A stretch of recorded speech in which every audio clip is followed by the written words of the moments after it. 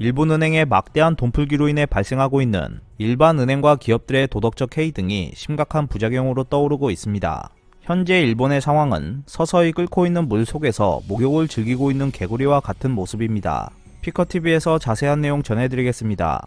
지난 2월 15일 도쿄 증시에서 니케이 지수는 3만선대를 돌파했습니다. 2월 24일 기준 3만선대가 다시 붕괴하여 29,671을 기록하고 있지만 일본 언론들은 회복의 원동력으로 여러가지 요인들을 보도하고 있었습니다. 예를 들어 작년 10월에서 12월의 GDP가 2분기 연속으로 대폭적인 성장을 기록했다. 기업 실적이 예상했던 것만큼 나쁘지 않았다. 미국을 포함한 해외 주식이 강세이다라는 시기였습니다. 그 중에는 C19 감염증 백신 접종을 시작했기 때문이라는 보도도 있었습니다. 하지만 이러한 것들은 어느 것도 결정적이라고 할 수 없습니다. 가장 중요했던 요인은 일본 은행 및 세계 각국이 돈풀기, 즉 금융 완화를 했기 때문인 것이 분명합니다. 적어도 현재 진행되고 있는 감염증 위기가 완전하게 수습될 때까지는 일본 은행을 비롯한 각국의 금융 완화는 계속될 전망으로 주가 역시 상승하기 쉬운 환경이 유지될 것입니다. 이 때문에 일본에서는 니케이 지수가 1989년 말에 기록한 사상 최고치 38,915를 경신하는 날이 올 수도 있다는 말이 나오고 있습니다. 그러나 일본 은행에 의해 만들어지고 있는 시세를 무조건 환영할 수는 없을 것입니다. 은행과 기업의 도덕적 해이 등 심각한 부작용을 수반하기 때문입니다. 돌이켜보면 1986년경부터 1989년 말까지 발생했던 일본의 주식 거품 시장도 엄청난 도덕적 해이를 낳았습니다. 그 중에서 대표적이었던 것은 니케이 지수가 최고치로 향하는 과정에서 나타났던 주가 형성 과정입니다. 나중에 증권 비리나 손실 보전 사건으로 불리는 스캔들로 발전했는데 그 구도는 이렇습니다. 일본의 많은 대기업은 주식이나 전환 사채를 발행하거나 은행으로부터 차입해 거액의 자금을 조달했습니다. 일본 기업들은 그것을 재테크라고 칭하며 이 자금을 증시에서 운용했고 많은 이익을 남기려 했습니다. 자금 운용을 수주한 곳은 대기업과 준대기업의 증권회사입니다. 일본 증권사들은 자금 운용을 인수받으면서 몰래 문서 또는 구두로 불법 행위인 이자 보상이나 손실 보전 계약을 했습니다. 계약 중에는 담당자가 명함에 이율 보증 연 7% 등이라고 썼을 뿐인 것도 있었습니다.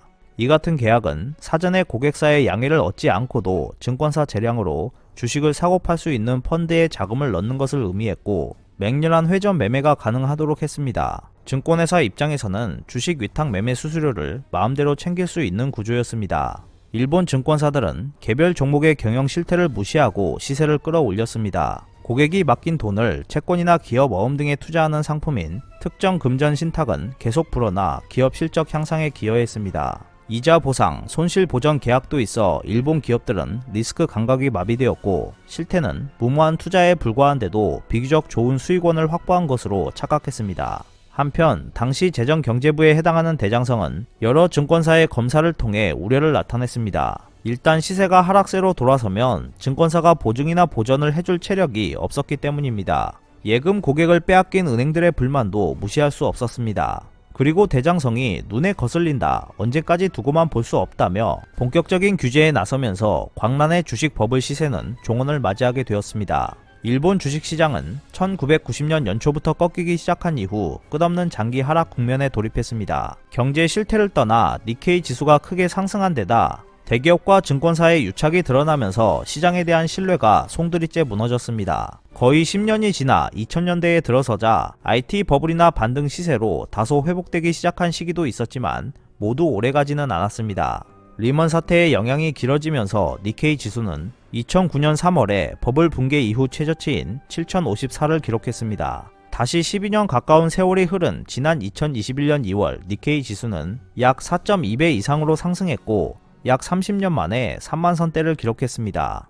거의 일관되게 상승의 원동력이 된 것은 일본 은행의 금융 완화였습니다.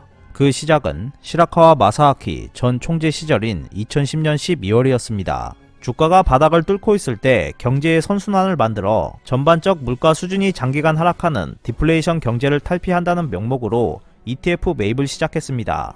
당시 구입 한도는 4,500억엔이었습니다. ETF 구입은 구로다 현 총재 밑에서 총 4회에 걸쳐서 강화되었습니다. 작년 3월에는 구입 한도의 상한을 연간 12조엔까지 끌어올렸습니다. 그 배경에는 니케이 지수가 한 달 남짓한 사이에 30% 이상 급락하는 C19 감염증 쇼크가 있었고, 아베 전 정권의 역대 최대 규모 경제 대책에 호응하는 형태로 구로다 일본은행 총재도 포괄적인 금융 완화책을 내놓았습니다. 일본은행은 ETF 구매 확대에 더해 적극적인 국채 매입, 달러 자금의 윤택한 공급, 감염증으로 어려움을 겪고 있는 기업을 지원하기 위한 특별 운영 등 다양한 방안을 강구했습니다.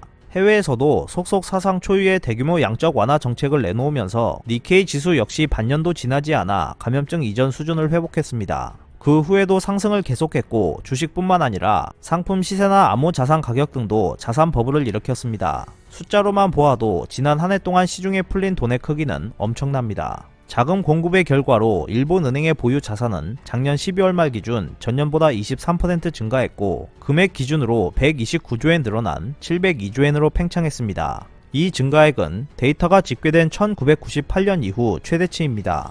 이 가운데 주식 시세를 끌어올리는 효과가 높은 ETF는 장부가 기준으로 1년 전보다 25% 증가했고 금액 기준으로 7조엔 늘어난 35조엔을 기록했습니다. 일본은행의 도움으로 도쿄증권 일부 시가총액은 감염증 쇼크로 급락했던 지난해 3월에 비해 약 130조엔이나 증가했습니다.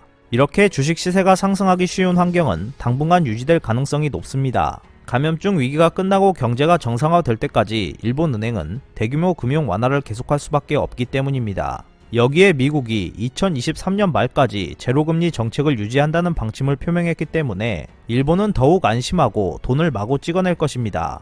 2월 24일 중요한 재무금융위원회에서 막말 제조기 야소 재무상이 일본 엔화의 신임이 소실될 수 있다고 우려한 것도 이 때문입니다. 지난 2월 18일 구로다 일본은행 총재도 스가 총리와의 회담에서 금융 완화를 상당히 오래 계속할 필요가 있음을 전달했다고 밝힌 바 있습니다. 지난해와 같이 C19 감염증 쇼크와 같은 혼란이 재발하면 일본은행은 주저하지 않고 다시 과감한 금융 완화책을 마련하겠다는 뜻이나 다름없습니다. 이런 상황에서는 시세가 크게 내린다고 생각하기는 어려울 것입니다. 투자는 어디까지나 자기 책임이고 안이한 투자를 권장할 생각은 없지만 상승하기 쉬운 세계적인 돈잔치 상태가 계속된다고 보는 것이 자연스러울 수도 있습니다. 일본이 진행하고 있는 금융 완화는 많은 부작용도 낳고 있습니다. 본래 시장은 오르락 내리락 하며 경제를 비추는 거울이 되지만 일본의 시장 기능은 훼손된 상태입니다. 은행에 대한 작은 공급과 기업 구제가 감염증 위기 이전부터 부실해진 은행과 기업의 경영 상황을 덮어버린 채 좀비 은행과 좀비 기업의 묘한 연명책이 되고 있다는 점이 심각성을 보여주고 있습니다. 일본 중앙은행은 이제 일본 증시의 최대 주주가 되었습니다. 증시가 하락하기 시작할 경우 일본 은행의 파산 가능성도 커지는 상황입니다. 말없는 주주인 일본은행이 긴장감 없는 경영을 조장하고 도덕적 해이를 가속화하고 있는 것도 일본 경제의 악재로 여겨지고 있습니다. 서서히 끓는 물에서 목욕을 즐기고 있는 개구리와 같은 일본이 앞으로 펼쳐질 난관을 어떻게 극복해 나갈지 귀추가 주목되고 있습니다. 오늘 준비한 소식은 여기까지입니다. 끝까지 시청해주셔서 감사합니다. 여러분의 좋아요와 구독은 영상 제작에 큰 힘이 됩니다. 앞으로도 피커TV에 많은 관심 부탁드리겠습니다. 오늘도 즐겁고 멋진 하루 보내세요. 다음 영상에서 뵙겠습니다.